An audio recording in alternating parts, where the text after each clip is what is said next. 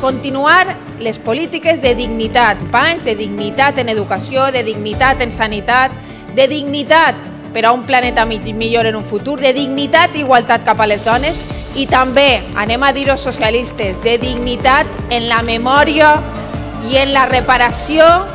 del que va fer el franquisme en la nostra societat.